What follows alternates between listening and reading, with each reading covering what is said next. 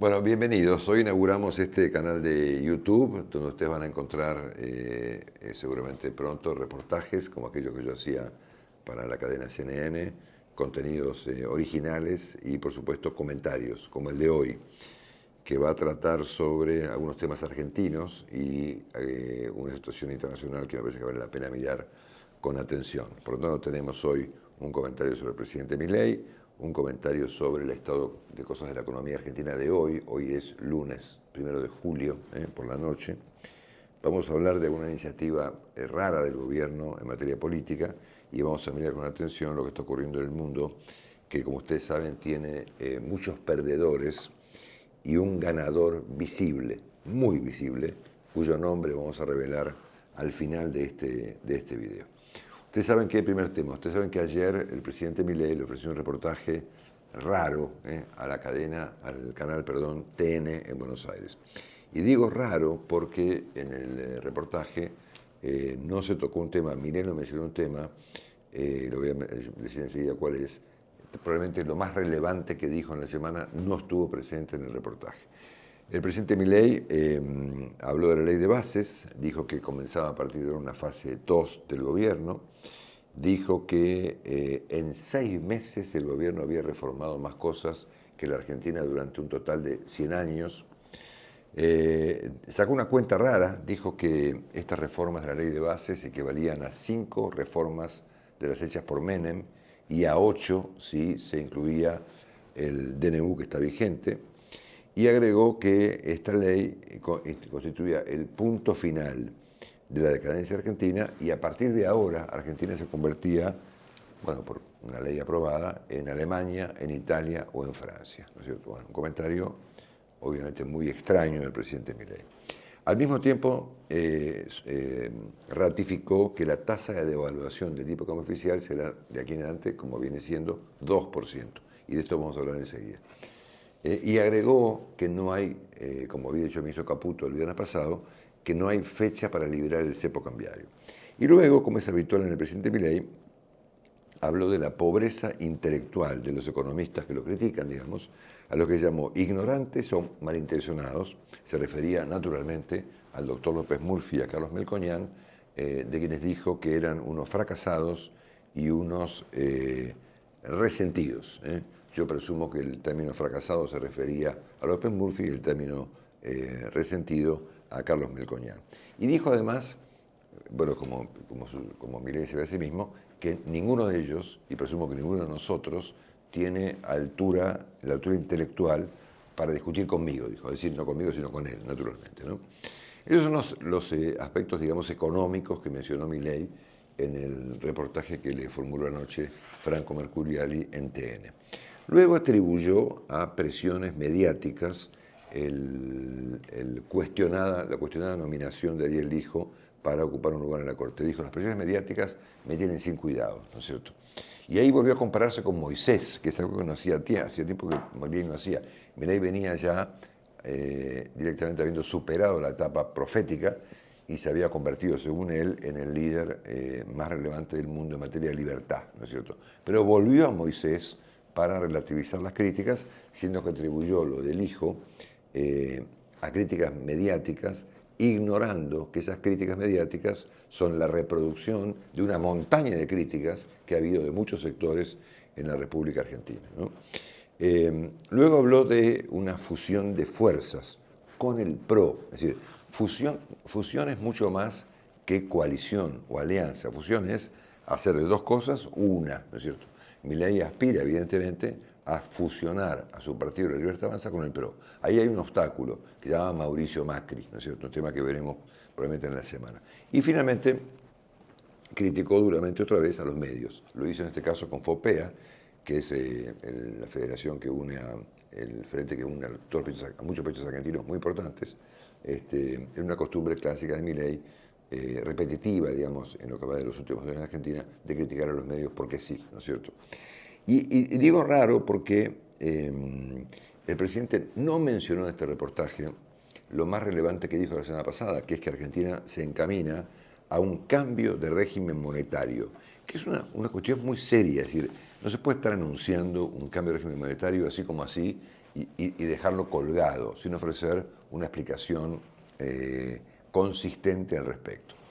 A mí me parece que como consecuencia de este reportaje formulado por Franco Mercurio en TN, por lo raro que fue, y por algunas cosas que venían ocurriendo con el ministro Caputo, hoy pasó algo, ¿no?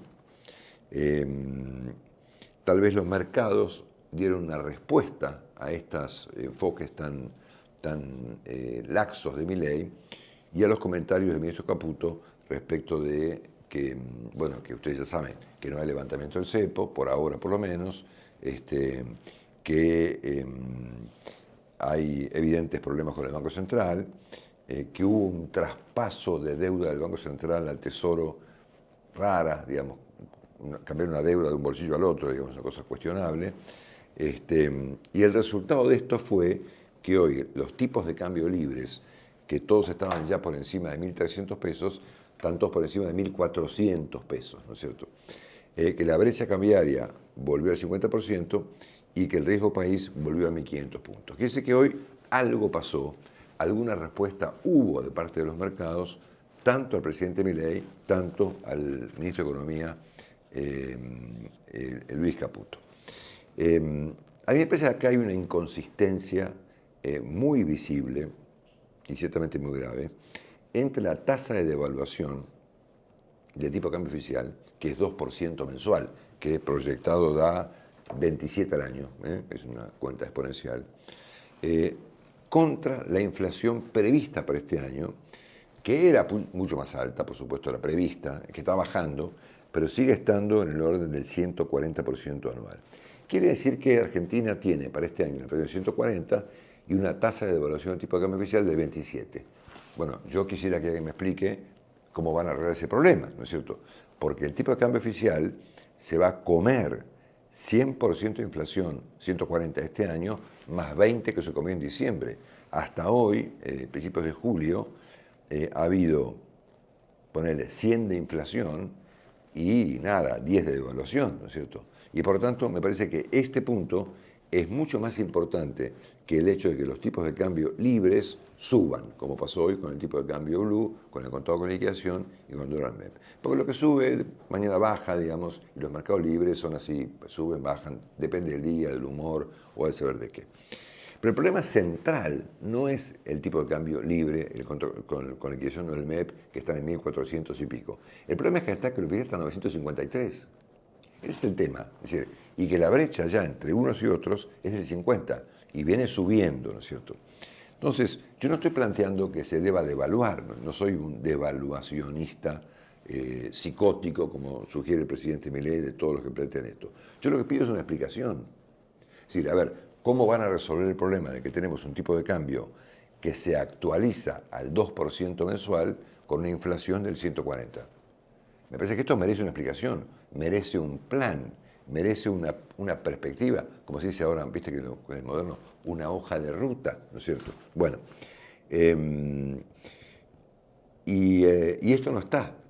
Las definiciones tanto de Milei como de Caputo han sido muy laxas, muy en el aire, planteando temas muy serios, ¿no es cierto? Como es un cambio de régimen monetario, ¿no? Entonces me parece que lo que ha hecho mucho ruido hoy, y lo que está haciendo mucho ruido hoy, con independencia del estado bastante dramático del Banco Central y las indefiniciones de Milei y Caputo, es que esta ecuación no cierra. Imagínense ustedes exportan algo, por ejemplo, ¿no? Y tienen una perspectiva de inflación de 140, que aplica a los costos, a los salarios, a los insumos, a los impuestos, ¿no? Pero el tipo de cambio al cual ustedes exportan, en vez de subir al 140, sube al 20 o al 27. ¿Me pueden explicar eso? Yo, insisto, no soy un devaluacionista, pero me parece que esto merece una explicación, o en todo caso merece un plan para que en algún momento del año esto tenga algún nivel de macheo, ¿no es cierto? Yo le diría al presidente, además, si me permite un consejo, que tenga mucho cuidado con la calificación de fracasados, la que le asignó, por ejemplo, a Ricardo López Murphy. Porque yo hoy me acordé de un episodio que fue muy relevante y que de alguna manera significó el comienzo, el declive del gobierno del presidente Macri en materia económica, que fue aquel famoso 28 de diciembre del año 2017, cuando se reunieron en una conferencia de prensa Marcos Peña, Nicolás Dujovne y que Marcos Peña, jefe de gabinete, Duhovne, ministro de Economía, y 2 funcionarios que hoy están en el gobierno. Federico Sturzenegger, presidente del Banco Central, y Luis Caputo, ministro de Finanzas. Acá pueden ver ustedes, si se ven en la camarita, la foto de los 4, ¿no? Aquel famoso, el día pasó a la historia como el 28D, ¿no es cierto? Ustedes recuerdan que ese día Sturzenegger fue forzado por el ala política del macrismo a modificar la famosa meta de inflación. Y a partir de ahí, chao, se acabó la credibilidad, ¿no es cierto? Y en esa foto estaban justamente 2 personas a las que Milei podría calificar también de fracasados, ¿no? Federico Sturzenegger y Luis Caputo, ¿ok? Entonces, me parece que, atención, que algo está pasando con la credibilidad del equipo económico, tanto del presidente, que es un economista, tanto de esta cosa rara que no sabemos bien qué va a ser Sturzenegger, que tiene conflicto con Caputo, y tanto con Caputo, que me parece que está dando explicaciones no muy consistentes a un problema muy serio como es el atraso dramático del tipo de cambio contra la inflación. Bueno, capítulo 1. Capítulo 2, la política. El presidente resolvió no participar de la cumbre del Mercosur que va a ocurrir en Asunción de Paraguay el próximo día 8 de julio, ¿no es cierto? Bajo el argumento aparentemente de que no le cae Lula da Silva, ¿no? El presidente aquí vuelve a subordinar su obligación como presidente de un país en contra o en favor, mejor dicho, de sus preferencias personales, de sus fobias personales, de sus fundamentos ideológicos exagerados, y ha puesto por encima del país a una cuestión personal con Lula, a quien calificó de comunista y de corrupto, ¿no es cierto? Bueno, yo puedo entender que se lleven mal, pero naturalmente hay una cuestión de Estado, ¿no es cierto?, que debe ser atendida. Sobre todo, particularmente el hecho de que el Mercosur no va bien, ¿no es cierto? El Mercosur es un fracaso, ¿no es cierto? Y requiere de soluciones y de iniciativas nuevas, como las que postuló en su momento el presidente uruguayo Luis Lacalle Pou. Pero el presidente resolvió no ir, ¿no es cierto?, como un niño caprichoso, ¿no es cierto?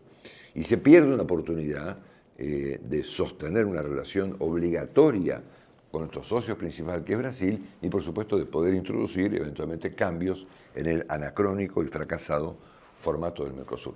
Con un agravante dramático, que es que al mismo tiempo que decidió no ir a Asunción, porque está Lula, se va el fin de semana que viene a una convención, una conferencia de acción política conservadora, cuyo protagonista es nada menos que Jair Bolsonaro, ¿no es cierto? Como hizo ya con los republicanos en Washington y como hizo con el partido Vox en España. Es decir, el presidente de un país que en vez de mantener relaciones con otro país, mantiene relaciones con algunos partidos políticos afines a él en esos países. Es un experimento nunca visto en la Argentina. Un presidente que subordina el total de la política exterior a sus preferencias políticas personales, atendiendo cuestiones, bueno, de ir a ver a los fanáticos de Vox. Luego de esa visita, el presidente sabe que se atribuyó el cambio de rumbo, que vamos a hablar de eso más tarde, el cambio de rumbo en las elecciones parlamentarias europeas. Él dijo, bueno, Europa cambió su rumbo electoral porque yo hablé en Davos, ¿no es cierto? Bueno, entonces, como un agravante bastante dramático al hecho de que el presidente le da la espalda a Mercosur y al presidente de Brasil, que podrá ser comunista, socialista, no sé, más o menos corrupto. A ver, vamos a ver después algunas opacidades de Milei, ¿no es cierto? Y prefiere ver efectivamente a un político que ya se fue y que, como ustedes bien saben, está siendo investigado por golpista, ¿no es cierto? No es una cuestión menor. Bueno, arriba de esta cuestión política se agrega otra, bien complicada, que es este proyecto que ha aparecido de ampliación de jueces de la Corte, bajo el argumento de que al ampliar la Corte, el gobierno tiene la posibilidad de equiparar la cuestión de género. Ustedes saben que el presidente ha nominado 2 jueces como consecuencia del retiro de la doctora Hayton Nolasco, la mujer, y a fin de año el retiro, a mi juicio anunciado demasiado anticipadamente, del juez Maqueda. Y para esos 2 vacantes, el presidente nominó a 2 hombres, al doctor Ariel Lijo, dramáticamente cuestionado, como les dije, y al doctor Manuel García Mansilla. Bien podría, si estaban preocupados por la cuestión de género, haber introducido una mujer en reemplazo de la doctora Hayton de Borasco. Es decir, en vez del juez Lijo, una jurista, ¿no es cierto? O en vez de García Mansilla, una jurista. Pero no, el presidente introdujo a dos jueces en donde evidentemente él tiene intereses, en el caso del Lijo, intereses rarísimos, y en el caso de García Mansilla, una cuestión de carácter ideológico, ¿no es cierto? Entonces yo pensé en la historia de la relación de los presidentes argentinos con la Corte Suprema de Justicia de la Nación. El doctor Alfonsín heredó una corte de la dictadura militar, por lo tanto la tuvo que cambiar, ¿no es cierto? Y aquel cambio de la corte, ciertamente el más justificado, el único muy justificado de todos, no solamente fue un cambio como consecuencia de un cambio de régimen político, Argentina pasaba de la dictadura a la democracia, sino que Alfonsín nombró, no importa los nombres, si no se hace muy largo, nombró una corte ejemplar, ¿no es cierto? Y esa corte ejemplar duró hasta Menem, ¿no es cierto? Menem, que tenía obviamente intereses políticos con el tema de la corte, amplió la corte, no solamente la amplió, sino que después la negoció a espaldas del Congreso y de la opinión pública con el doctor Alfonsín por la cuestión del Pacto de Olivos. Por lo tanto, ahí comienza el estropicio argentino con la corte, con Menem, ¿no es cierto? Después viene de la Rúa, que es el único presidente que no toca la corte, ¿no? No lo tocó porque no quiso, porque creía en las instituciones, o porque no pudo, o porque no le daba, o por lo que sea. Pero de la Rúa es el único presidente que no tocó la Corte. Después vino Duhalde, ¿no es cierto?, que comenzó con el proceso de juicio político de la Corte, que derivó en el modo en el que Néstor Kirchner mete mano para armar su propia Corte. Así como Menem hizo su propia Corte, Kirchner hizo su propia Corte. Muy bien. Llegamos después a Macri, ¿no es cierto?, que, bueno, tiene que postular a jueces para cubrir vacantes. Bueno, ponele. Y Alberto Fernández intentó modificar la Corte y, por supuesto, que no pudo.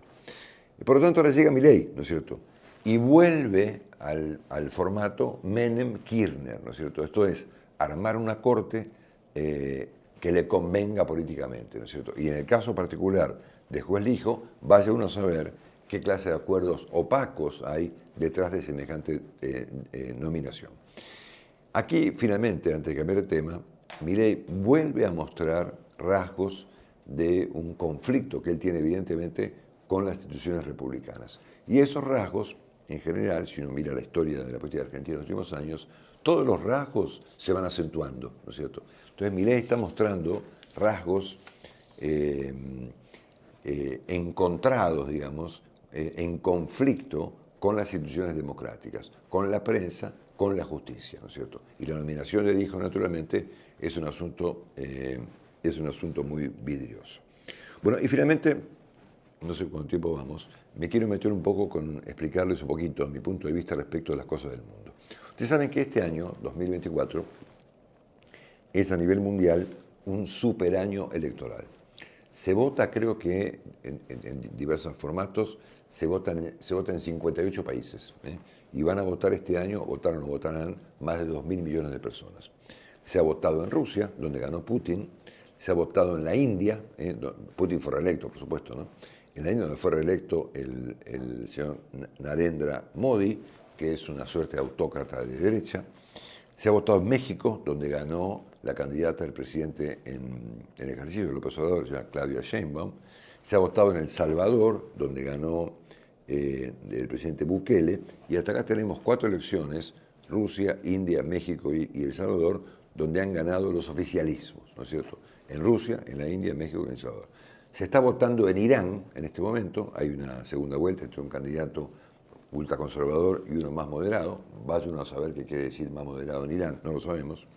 Se vota ahora en Venezuela, donde un señor llamado Edmundo González tuvo que reemplazar a la candidata natural, ¿no es cierto?, del antichavismo, que era Corina Machado, y todo el mundo está esperando que Maduro le liquide la candidatura, ¿no es cierto?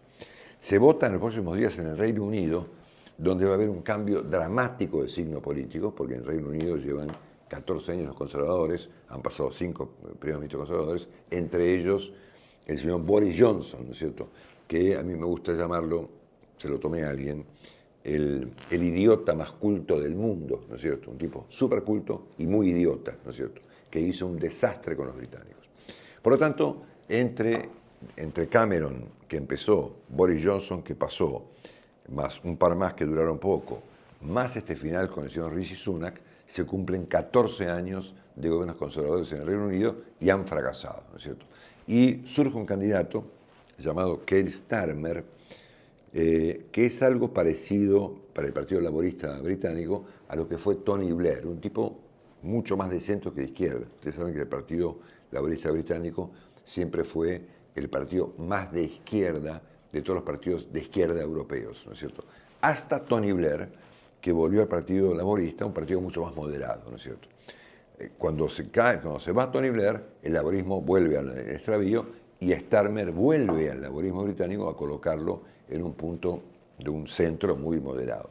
Por lo tanto, a la inversa de lo que estamos viendo, en el caso británico hay un cambio de signo político. En los próximos días van a arrasar los laboristas y va a terminar finalmente el ciclo conservador que por supuesto tuvo en el medio el desastre del Brexit. Starmer ya anunció que va a intentar como pueda corregir aquel disparate que fue efectivamente un fracaso, ¿no es cierto? Bueno, en este contexto de un año súper recontraelectoral, acaba de haber una elección muy importante en el Parlamento Europeo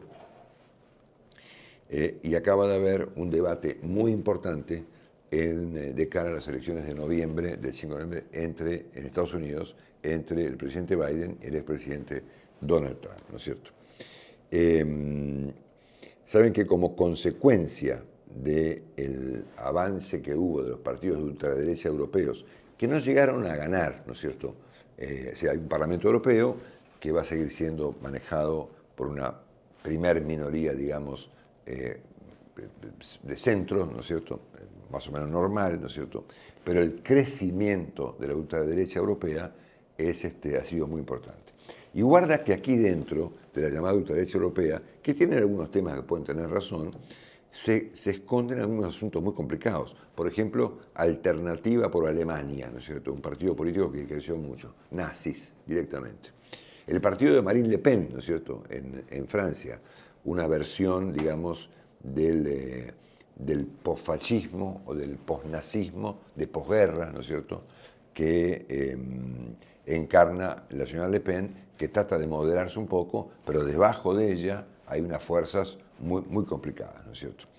A este problema del ascenso de la ultraderecha europea, que obligó al presidente Macron en Francia a convocar elecciones, donde le fue pésimo, se suma el visible declive del presidente Biden en el debate de la semana pasada frente a Donald Trump, ¿no es cierto? A ver, hay que decir que Donald Trump tampoco estuvo muy lúcido, ¿no es cierto? Es decir, pasa que no se notó como consecuencia del declive dramático que se vio en el caso de Biden en el debate, que nunca se vio igual, al punto tal que el columnista más influyente del mundo, se llama Thomas Friedman, que es el New York Times, que él cuenta en un artículo que escribió que él es amigo de Biden, que lo considera un buen presidente y una buena persona. En un momento del artículo que publicó al día siguiente del debate, dice: no puedo recordar un momento más desgarrador en la política de la campaña presidencial estadounidense en mi vida, ¿no es cierto? Y dice que lloró al ver el debate desde Lisboa, la capital de Portugal. Y estamos hablando de Thomas Friedman, ¿no es cierto? Lo propio hizo el New York Times, lo propio hizo la revista Time, no sé si podemos después montar la foto para que vean la tapa, donde hay una tapa, la podemos ver probablemente así, donde se lo ve a Biden saliendo de la tapa con la palabra panic, Porque claro, toda esta situación en su conjunto, la elección europea, el declive dramático de Biden y por supuesto el hecho de que en la elección que convocó Macron, forzado por la elección parlamentaria europea, le fue pésimo, acá tengo los números, el mundo ha entrado en un estado de pánico, ¿no es cierto? En el caso de Macron, que adelantó las elecciones, que fueron ayer domingo, ustedes fíjense lo siguiente: la ultraderecha sacó 34%, la ultraizquierda sacó 28%, Macron, que es el centro, sacó 21%. Quiere decir que, como ocurre en todas partes del mundo, incluso en Argentina y en todas partes del mundo, el centro quedó dinamitado, hecho una suerte de sándwich entre posturas muy ultra, tanto la de Marine Le Pen, la ultraderecha, como la alianza de izquierda, que le sacó a Macron hasta el segundo lugar. Macron aparece tercero, con 21 puntos, y finalmente los llamados republicanos, que son, digamos, los herederos del gaullismo francés, sacaron 10, ¿no es cierto? Habrá segunda vuelta. Macron anunció que no va a renunciar, como Biden anunció que tampoco va a renunciar a su candidatura, veremos si puede. Y Francia por eso encamina a un formato muy interesante, que ya ocurrió muchas veces, que en la Argentina sería, por supuesto, completamente inaceptable, que se llama cohabitación, ¿no es cierto? Esto es, un presidente de un partido y un primer ministro de un partido contrario. Algo así vimos en Israel, con Netanyahu y Benny Gantz, durante, lo que voló en pedazos ahora, lo llamó el gabinete de guerra. Es decir, el jefe era Netanyahu de un partido y el segundo era Benny Gantz, su rival político, ¿no es cierto? Lo vimos con Churchill, ¿no es cierto?, en la Segunda Guerra Mundial, cuando Churchill, para enfrentar a los nazis, hace un gabinete con él primero y su segundo era su principal rival de los laboristas, el señor Attlee, Clement Attlee, ¿no es cierto? Bueno, Francia tiene esta costumbre, la costumbre de la cohabitación, que ya la hemos visto en varias oportunidades en los últimos años, yo conté 3 en los últimos años, con personajes de mucho nivel.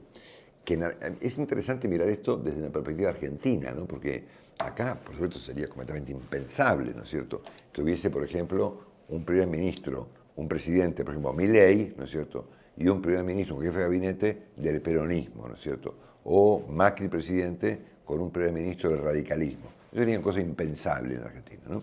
Pero no así en los países civilizados en materia política. En los 80, por ejemplo, el presidente François Mitterrand, que era un tipo muy de izquierda, pero fue un gran personaje de la política europea, terminó gobernando con su rival político, Jacques Chirac, a quien nombró primer ministro, ¿no es cierto?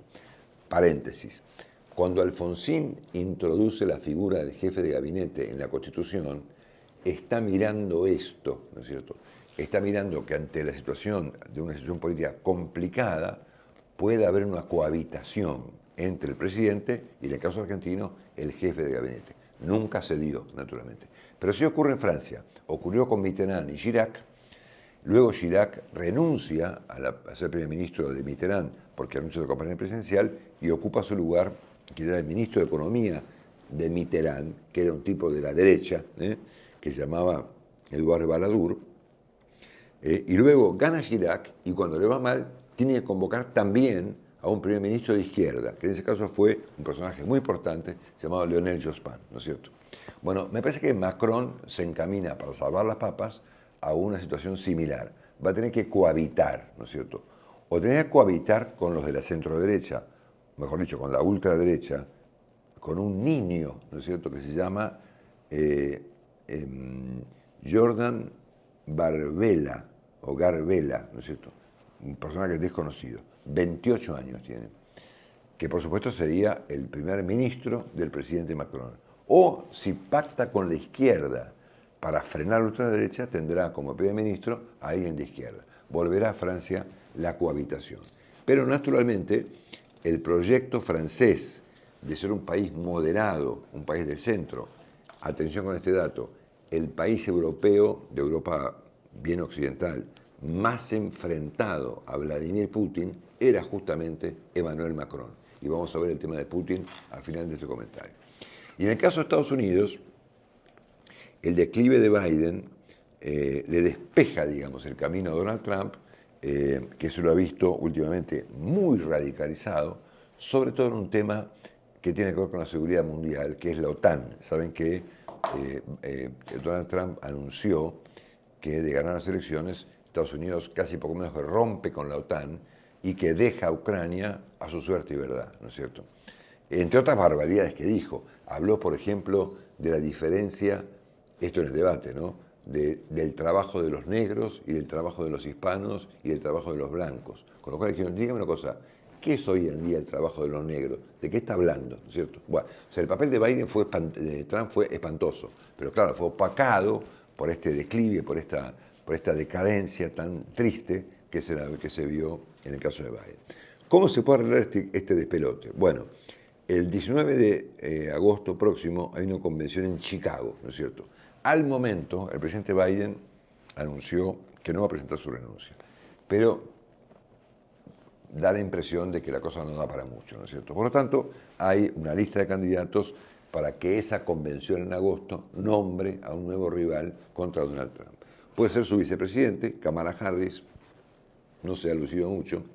Hay 4 gobernadores, una gobernadora del estado de Michigan, 3 gobernadores de Illinois, California y Pensilvania. Hay un ministro de Transporte, que tiene perspectivas, y hay una gran figura de la que todo el mundo habla, pero que ella no da ninguna señal de vida política, ¿no? Que sería una revolución en Estados Unidos, que es Michelle Obama, ¿no es cierto? Pero por el momento, en principio, Michelle Obama no aparenta tener ningún interés en presentarse. Dicho esto, y antes de presentarles al visible ganador de esta situación que combina, digamos, la elección parlamentaria europea con el declive del centro, con el aumento de las fuerzas muy de ultraderecha, en muchos casos directamente pro-Putin, ¿no es cierto? Como en el caso del partido de la señora Marine Le Pen, visiblemente pro-Putin, ¿no es cierto? O el ascenso de los nazis de Alternativa por Alemania y tantos otros casos que en Europa están surgiendo de fuerzas muy de ultraderecha, ¿no es cierto? Para entender este fenómeno, y espero poder tener tiempo en el comentario de mañana de hablar de esto, se publicó este fin de semana un artículo absolutamente excepcional, firmado por un periodista argentino que se llama Héctor Guyot, que escribe en La Nación. El artículo se publicó, yo lo vi en la página de La Nación, no lo vi en el diario, que es una entrevista a un intelectual, bueno, se decía antes holandés, ahora se le dice neerlandés, o de los Países Bajos, que se llama Rob Riemen, ¿no es cierto? Que es un tipo muy lúcido. El reportaje es fascinante, mañana lo vamos a comentar con tiempo si podemos hacerlo. Y en un momento dice que vivimos una suerte de estupidez organizada que provoca, entre otras cosas, una amnesia de la historia, ¿no es cierto? Es evidente que el mundo está olvidando, según este intelectual neerlandés, episodios relativamente recientes, ¿no es cierto? Una Francia sumisa al nazismo, una Alemania en donde las fuerzas muy de extrema derecha nazis ascienden en el poder, una Francia perdida, un gobierno en Italia en donde la señora Meloni, bueno, hace de moderada, pero debajo de ella hay una convulsión de lo que podemos llamar el fascismo de posguerra, ¿no es cierto? Ni hablar del partido Vox en España, ¿no es cierto? Entonces, por eso el reportaje de Guyot se vuelve tan relevante y las palabras de Rob Riemen se vuelven tan trascendentales, ¿no es cierto? La estupidez organizada está provocando que la gente tenga una amnesia de la historia, y de la historia reciente. Por lo tanto, y para terminar esta primera entrega en este canal de YouTube, se me ocurre proponerles un ganador de esta situación a nivel mundial, ¿no es cierto? Tanto del avance de la ultraderecha en Europa como del dramático declive de Macron, el rival más relevante de este hombre en Europa, y el declive de Biden, ¿no es cierto? Esta historia la está ganando por mucho Vladimir Putin. La seguimos mañana. Chau.